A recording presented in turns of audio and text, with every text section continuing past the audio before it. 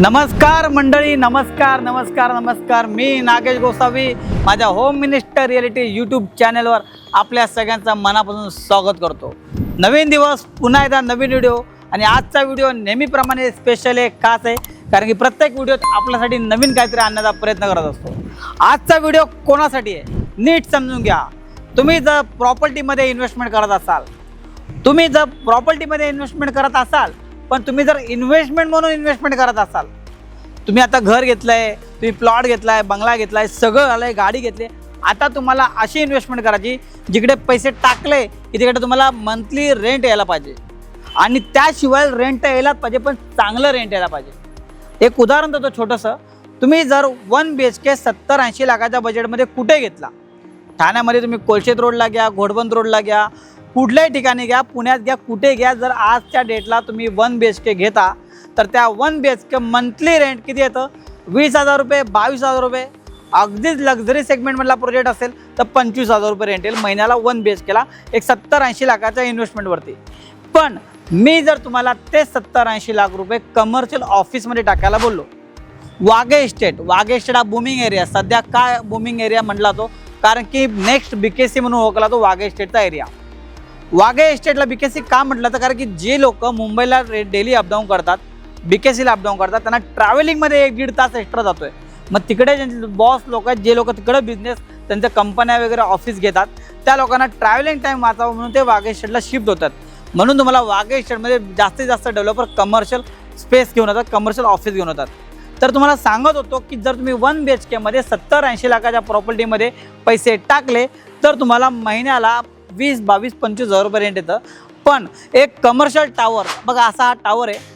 ह्याच्यामध्ये वाघे इस्टेटला 16 नंबर रोडला हा जो टावर आहे, पहिल्यांदा कोणता डेव्हलपर सरफेस कार पार्किंग देतोय.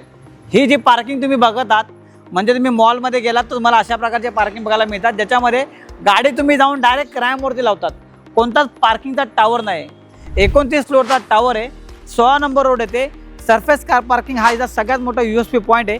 लोक इकडे ऑफिस घेतात कारण की पार्किंगमुळं त्यांना पार्किंग टावरमध्ये जास्त वेळ जाऊ नये म्हणून ते अशा ठिकाणी पैसे टाकतात.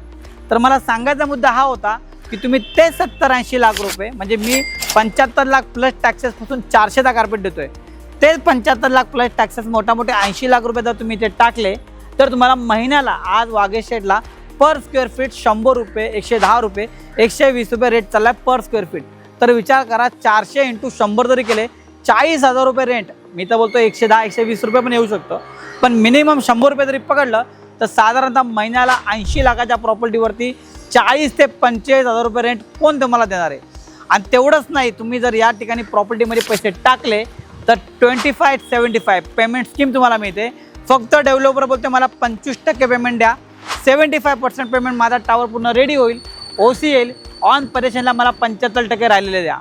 म्हणजे तुम्हाला रेंटल बेनिफिट मिळतच आहे. पण आज तुम्ही जर 25% म्हणजे साधारणतः 20 लाख रुपये जर 80 लाखाच्या प्रॉपर्टीवर आज टाकले, त्यावेळेला एका वर्षानंतर जेव्हा त्याची OC येईल तेव्हा ऑलरेडी त्याची प्राईस ॲप्रिशिएट झालेली असणार आहे. मग तुम्हाला तोही एक फायदा मिळतो आहे. 16 नंबर रोड वाघे इस्टेटचा गजबजलेला एरिया, तिकडे या बाजूला असा टावर, ज्याच्यामध्ये माझ्याकडे 400 कार्पेटपासून अगदी 621चा कार्पेट आहे, ज्याच्यामध्ये माझ्याकडे 8,000 8,500ची पूर्ण फ्लोअर प्लेट पण तुम्हाला याच्यामध्ये बघायला मिळेल.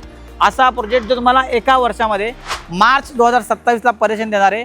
आणि कोणता डेव्हलपर वाघे इस्टेटला ही स्कीम देत नाही, जो हा डेव्हलपर देतोय.